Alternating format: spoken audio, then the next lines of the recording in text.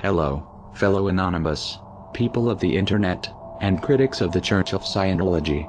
Tonight, Anonymous Norway present you with this, a news report on Geir Isene, the OT8 that recently left the cult. He chooses to continue using the LRH tech, but will not practice it in the church any longer. Enjoy. Vente litt på lyset. Der kom lyset. Se om vi finner noe e-meter oppi her da.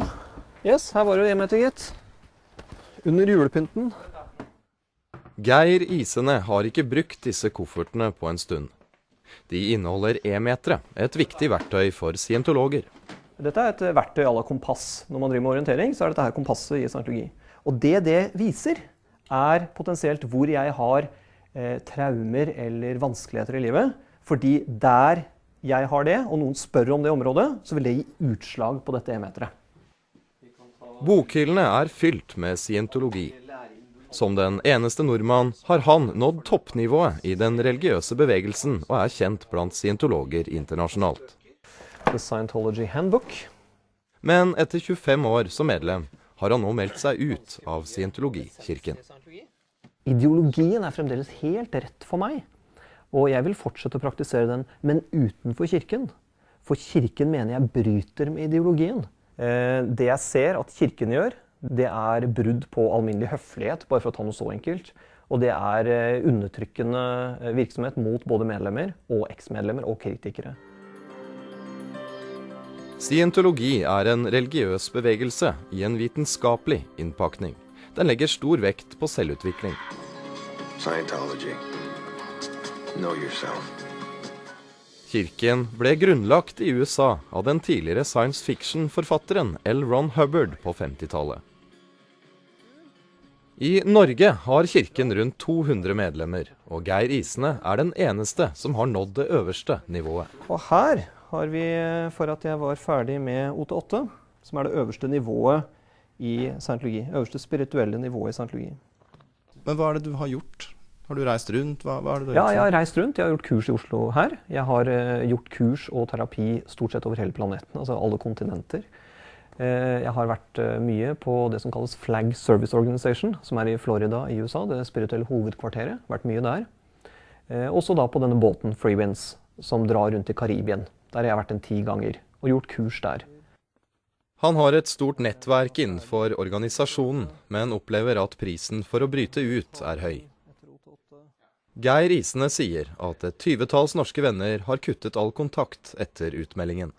Da ble samtlige av mine venner i Scientologikirken, miljøet rundt Scientologikirken, kalt inn på møter, type 1 til 4 timer faktisk, hvor det ble kjørt da en bakvaskelseskampanje overfor meg, og diskreditere meg som bare det. Bryt all kontakten med Geir, eller få følgen av det.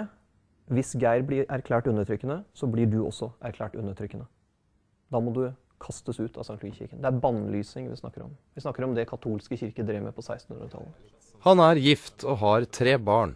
Min eldste sønn, han sier jo til meg at får jeg ikke lov til å leke med han lenger? Og så sier jeg til ham at nei, det er mulig. Det er konsekvensen når vi går ut, at vi kan bli erklært undertrykkende, og da får ikke du lov til å leke med han. Og da ser han på meg, og så sier han, men pappa, det er jo slemt.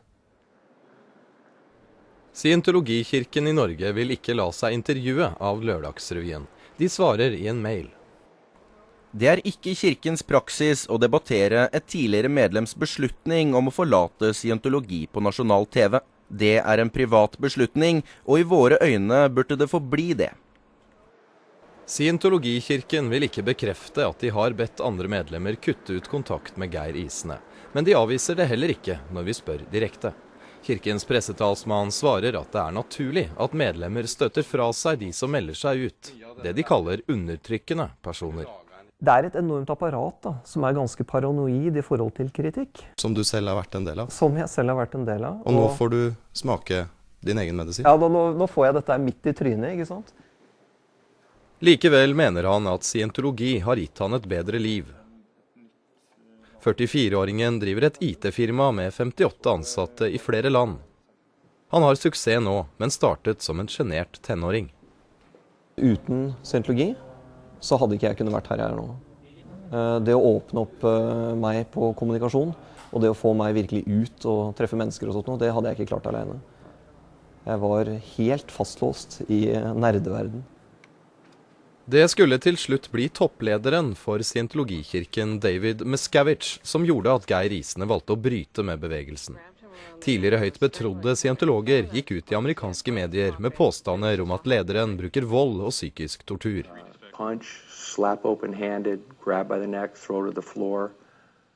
Scientologikirken har demontert påstandene på det kraftigste. Her har vi han igjen, med flere bygninger og bygninger. Hvorfor er bygninger så viktig? Fasade. Image. PR. Geir Isene var lenge i tvil.